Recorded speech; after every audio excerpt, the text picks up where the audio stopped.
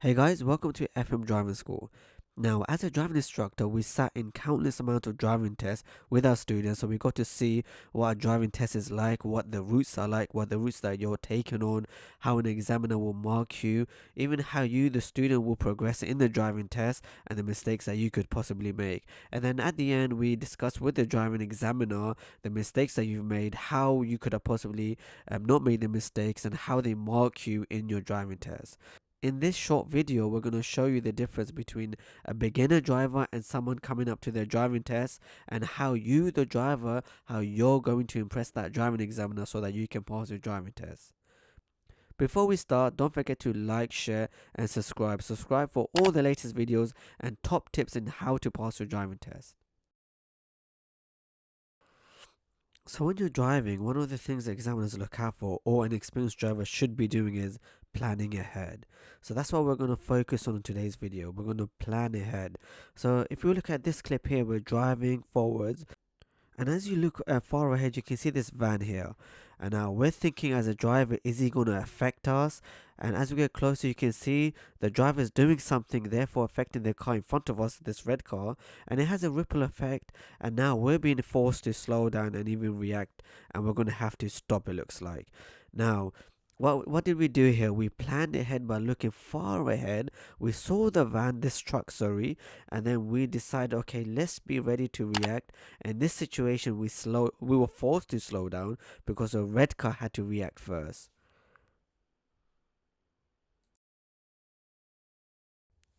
Here we got a slightly different situation. As a teacher, I'll be sitting here watching my learner driver, hopefully planning the route out, looking far ahead. So here we had a zebra crossing, we can see a bus restricting the road. And as we're driving, we can see a few signs that we're thinking of. One is no turning right here. Okay, now in the exam, if the examiner doesn't tell you where you're going, you assume you're going straight. Okay, so as we're driving, we can see another sign. This is me planning ahead. As a teacher and as a student, you should be doing the same. We can see a sign saying left only. So the examiner is not going to tell you to turn left or right. You have to see the sign and figure out you're going left. And here we are. As we get to the junction, you can see you can only turn left. There's another sign in front of you saying left in this direction.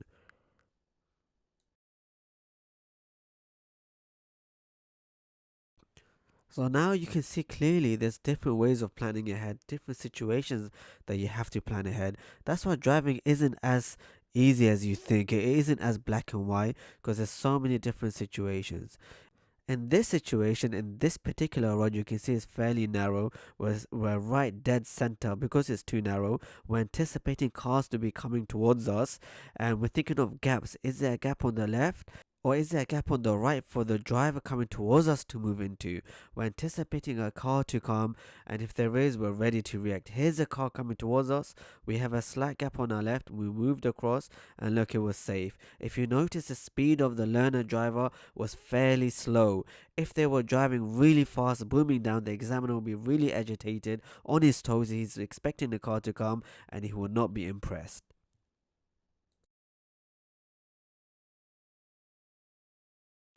One of the reasons why a student may take loads of lessons or may have to take lessons is because you're not going to gain these experiences in one lesson.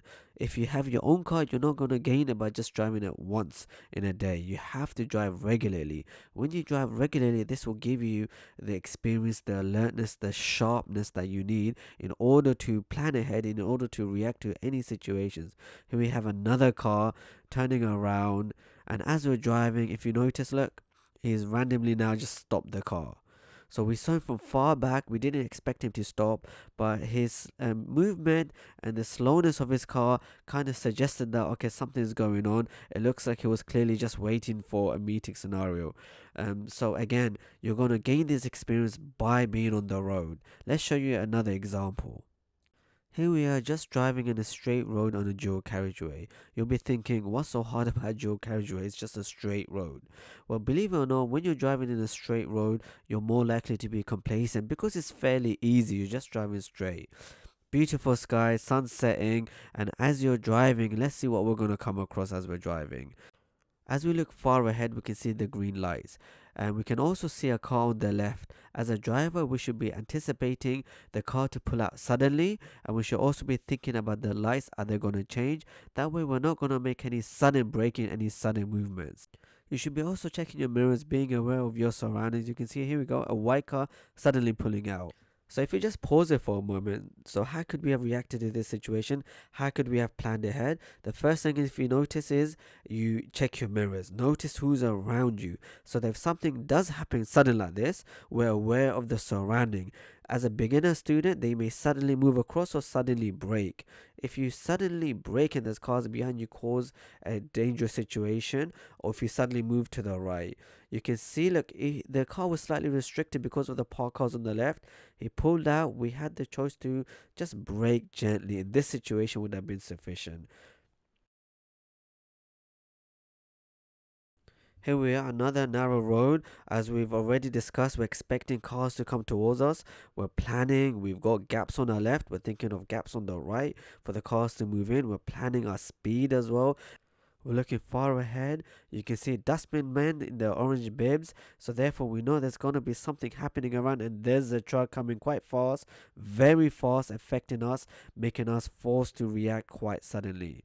You could argue the student was driving fairly fast, maybe could have been slower, but the driver was really fast. In this situation, yes, we were forced to react by braking bit sudden, but not too sudden.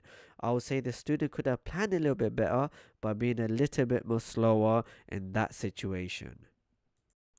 So hopefully from those examples you would have picked up the fact that we need to plan ahead. Plan far ahead as far as the eyes can see, and plan backwards so that you're not going to react suddenly at the situation if a hazard occurs. So here we got another a narrow road. It's a bend. We're expecting a car to come. We should be thinking about moving to the left slightly if need be, here's a car, or slowing the speed down. Now, if you planned ahead, you would have realized there's a bend. Let me move to the left slightly. Let me reduce the speed. Let me get the correct gear.